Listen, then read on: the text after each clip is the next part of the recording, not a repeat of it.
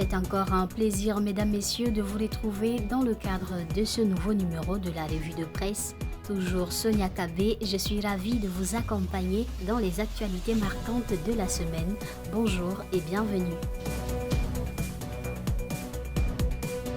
La Commission de la Communauté économique et monétaire de l'Afrique centrale a suspendu la grande partie de ses activités administratives en raison d'une grande crise des trésoreries officialisée le 5 février dernier.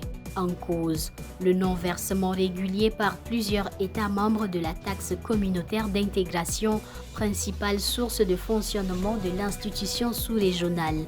Réunions reportées, missions gelées et projets à l'arrêt illustrent l'ampleur des difficultés qui fragilisent l'organe d'intégration économique de l'Afrique centrale.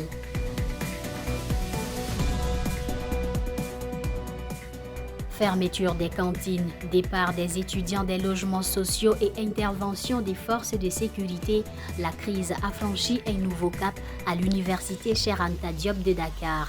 L'opération de maintien de l'ordre menée à l'intérieur du campus a entraîné la mort d'un étudiant.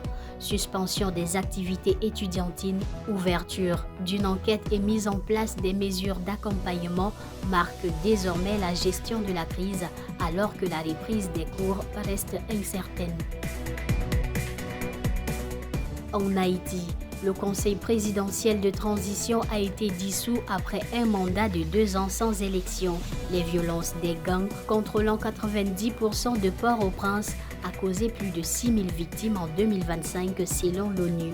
Le Premier ministre, Alix Didier Fils-Aimé, prend désormais le pouvoir, soutenu par la communauté internationale, et doit faire face à des défis majeurs tels que la sécurité et l'organisation des élections en attente depuis 2016.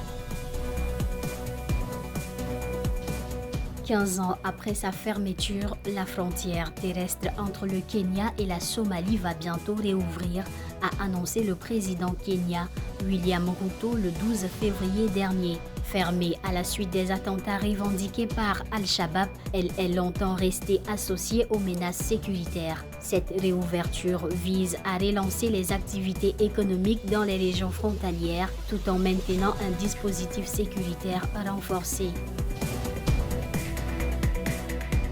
Merci d'avoir été des nôtres. Je vous invite à rester à l'affût de l'information à travers cette revue de presse.